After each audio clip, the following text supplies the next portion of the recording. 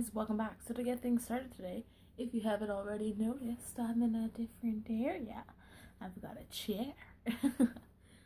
This is my animal YouTube room. I would show you, but it's way too messy to even show you.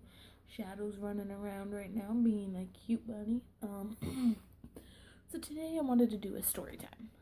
Given that New Year's Eve just happened, and one of the focuses around New Year's Eve is not to drink and drive, I thought I'd share my drinking and driving experience. I myself have never drove drunk or with alcohol in my system, but we were hit by a drunk driver. So let's get on started. So it was about the time that I had just moved in with Brody, so at this house just downstairs. And we were out with friends, and we were out with Jeff and friends, and Jeff was driving us home from Denny's. It was probably like 12 or something at night. Like, I don't think it was too late because I worked the next morning at 8:30, so I'm pretty sure it wasn't late at all. So anyways, we were turning off of a main street, left-hand turn onto the road that takes us to Brody's, and we were sitting at the red light and minding our own business, and all of a sudden, the light turns green. We're about to go. We hear a crash. Not only do we hear a crash, there's a car coming into us, and it pushes us into the middle of the intersection. Like, it happened so fast. But we, first of all, heard a crash. Then I look over and I see this car coming into us, and we get bumped. And of course we're like, what the hell? And then we see the truck fly over everyone and flip onto its roof. Yeah. So the first instinct that all three of us had was to get out of the vehicle and help the guy that was in the flip truck because it started smoking.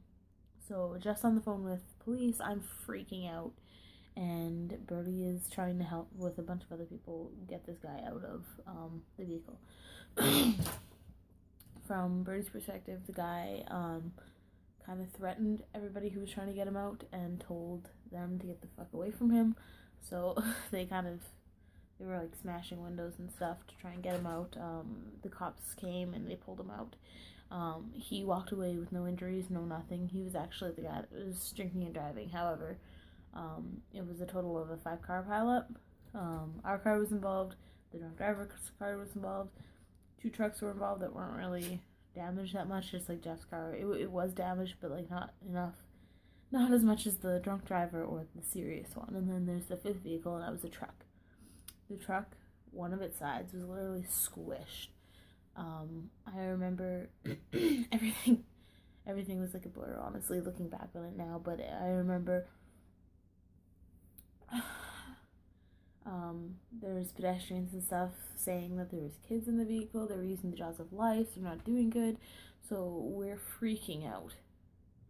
And then people are coming by us, like bystanders, and be like, oh, this is a cool crash, and stuff like that. Were you guys involved? It's so cool.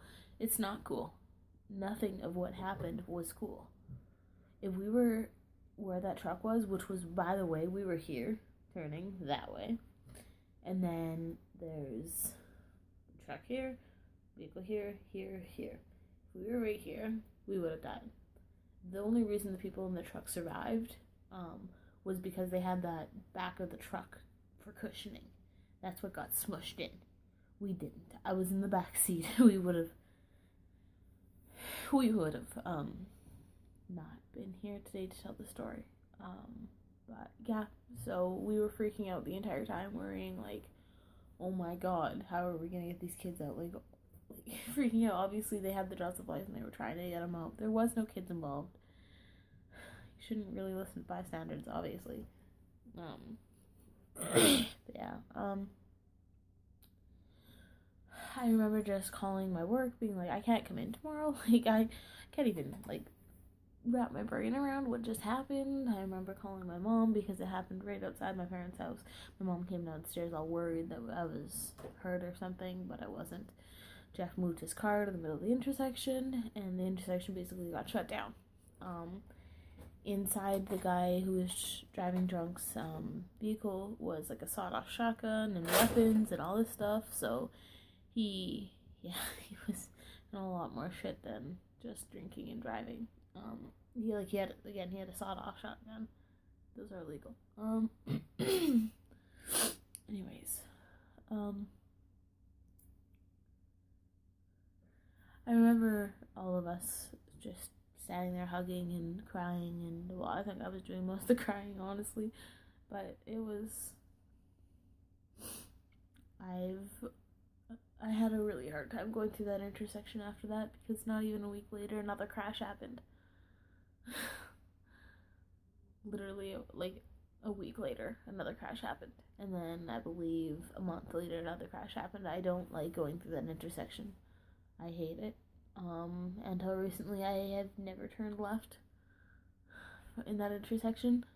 It's just really bothered me, and that was really, like, it wasn't the start of my anxiety, because I always have had anxiety, but it made my anxiety really bad. I don't feel comfortable driving anymore. Like, I do drive, obviously, but I don't feel comfortable with it, because I just feel like something's gonna happen.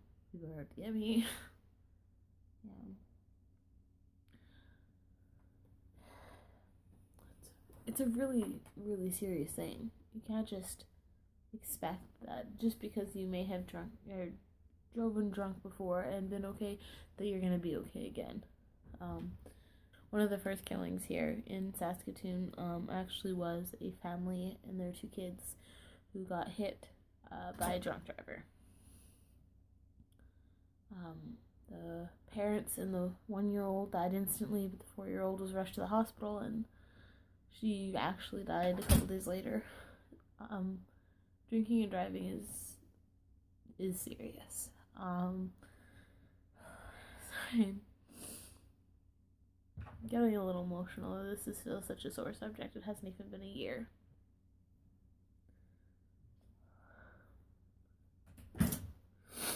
Anyways, about a month or so ago, we got a phone call saying he was finally charged, which we're really happy about, but we don't understand why it took so long. This happened back in May?